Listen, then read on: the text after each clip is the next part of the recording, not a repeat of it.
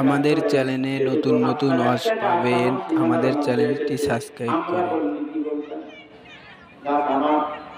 কিন্তু তিন সন্তান বলল না, এই গাছটা হলো আপনার, আপনি একটু বিক্রি করেন নাই, দান করে দেন। আবু বাবা বলল না, আমি দানও করবো না, বিক্রিও করবো না। তাহলে কি করা যায়? আল্লাহর নবীর নিকটে চলে আসলেন তিন সন্তান। আল্লাহর নবী মসজিদে নববীর মধ্যে আছেন।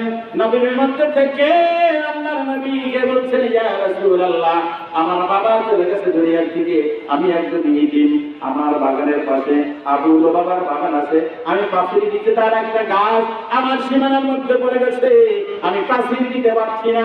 তাকে আমি বললাম, না, গাছটা তুমি দান করে দাও, না হয় তুমি বিক্রি করে দাও।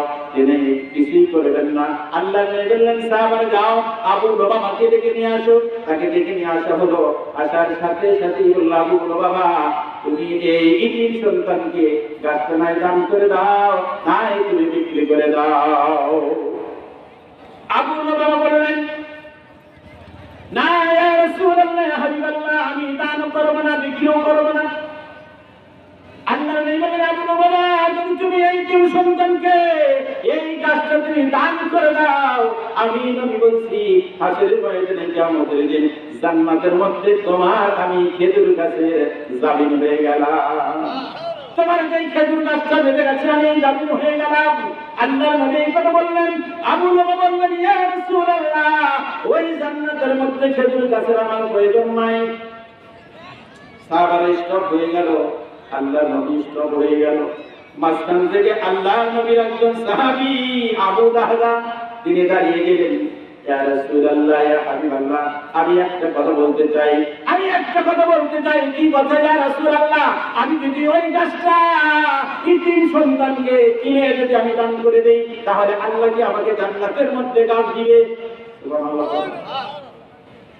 এ আবু দাহদা, তাহলে তুমি কি করবা? কোরআনে গাছটা কিনবো কিসের বিনিময়? বলে, আমার একটা বাগান আছে, সেই বাগানের মধ্যে 600 খেজুরের গাছ। 600 গাছ? জোরে বলেন।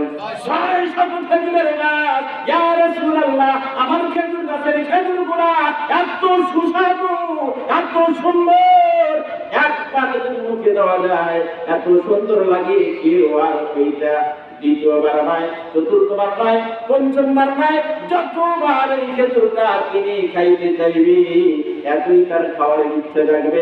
এত সুস্বাদু খেজুর আমার 600 গাছ।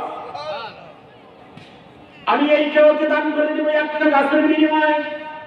শুধু তাই নয়, আমার এই বাগানের মধ্যে আমার একটা বাড়ি তৈরি করা আছে। সুবহানাল্লাহ বলেন। এবং শুধু তাই নয়, মরুভূমি মক্কা মদিনার মধ্যে সবচেয়ে দোয়াবাদ হলো পানি। আমার একটা পুকুর করা আছে। আমি সব কিছু আবুল বাবাকে দিয়ে দেব, আপনারা যদি রাজি থাকেন। আবুল বাবা, তুমি কি শুনেছ? তখন একটু নম্র হয়ে গেলেন, নিম্ন হয়ে গেলেন, বললেন, যাও, আমি এই সমস্ত বাগান তোমাকে দান করে দিলাম, আমার বাড়ি শুদ্ধ। সুবহানাল্লাহ বলেন। তারপর সাহাবারা সাক্ষী হয়ে গেল। সাক্ষী হওয়ার পর বললেন, ইয়া রাসূলুল্লাহ, ইয়া হাবিবাল্লাহ, এখন আমি জানতে চাই জান্নাতের মধ্যে কি আল্লাহ রাব্বুল আলামিন আমাকে গাছের ব্যবস্থা করবে?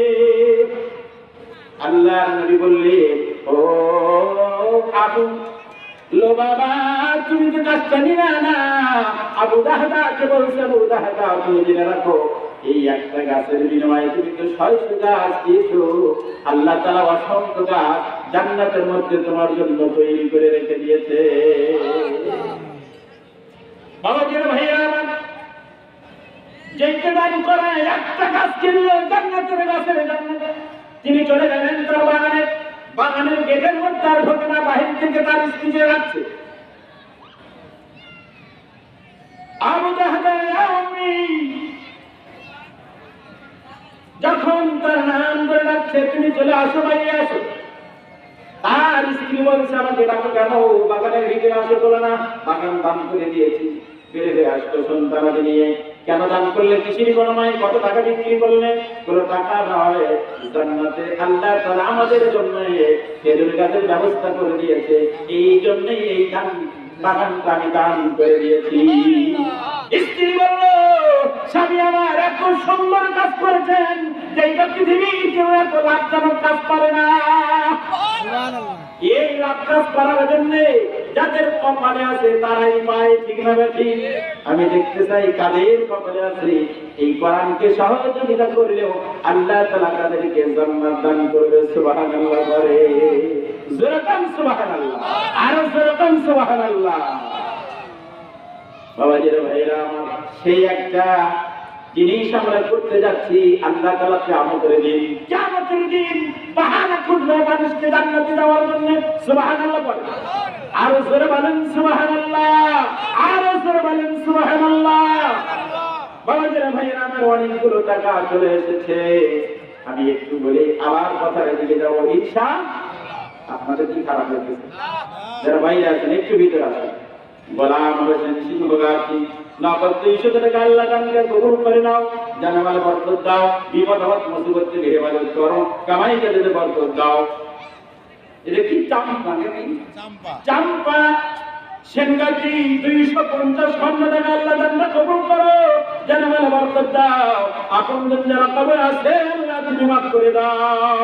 বাবলু ডিলার দুর্গানগর দান করেছে 500 টাকা।